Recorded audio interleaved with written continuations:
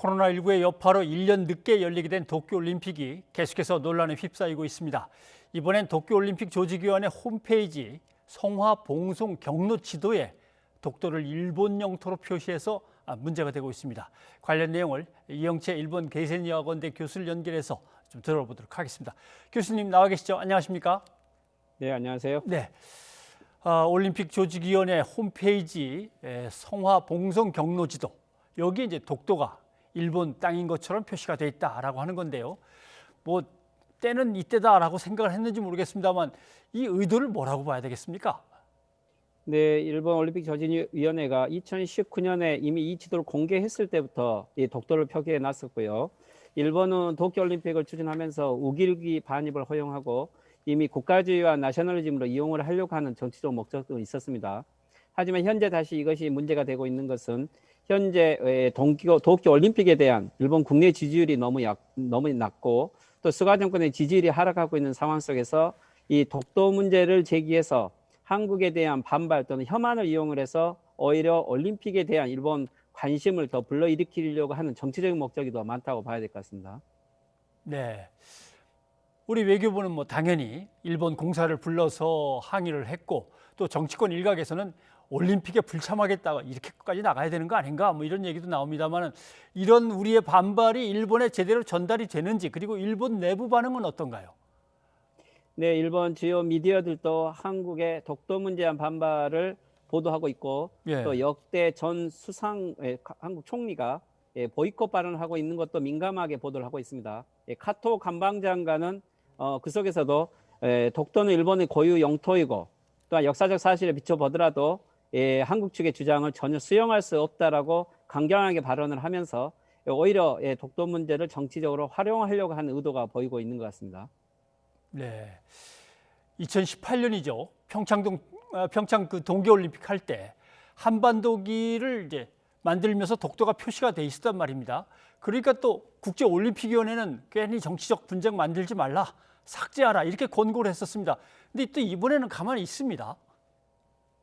네, 그렇죠.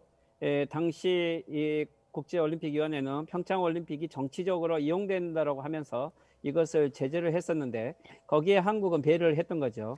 하지만 지금 현재 국제올림픽위원회는 일본에 대해서는 이 영토 문제에 대한 정치적 이용에 대해서 제재를 하지 않고 있고 이것은 편파적인 입장이라고 해야 될 것 같습니다. 오히려 영토 문제에 대해서 일본이 국제올림픽위원회 헌장을 위반하고 있다는 것들을 좀 더 강력하게 한국이 제기해 갈 필요가 있을 것 같고요.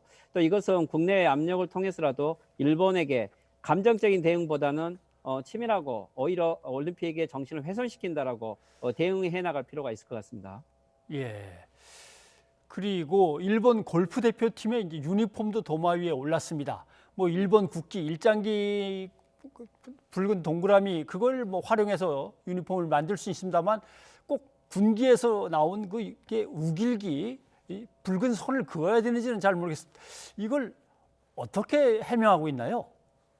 네, 일본은 이번에 국가대표 유니폼 5종류를 공개하면서 그중에서 우길기로 상징되고 있는 마크를 국가대표 팀에 붙이는 이 골프팀의 옷을 공개했습니다. 예. 일본은 원래 우길기는 실제 일본 내에서는 해가 뜨는 나라라고 하는 벚꽃과 바다를 상징한다라고 이야기를 하고 있지만 우길기는 명확하게 전전에 아시아를 침략한 일본의 육군과 해군의 상징적인 마크였고 이것이 침략 제국주의를 상징했다는 뜻은 일본 사회에서도 많이 문제가 되고 있기 때문에 그런 오해를 불러일으킬 수 있는 이러한 우길기 마크를 국가대표 유니폼에 활용했다는 것은 오히려 그런 것들을 활용을 해서 국가주의를 더 강조하려고 하는 목적이 훨씬 더 비치고 있다고 봐야 될 것 같습니다. 네.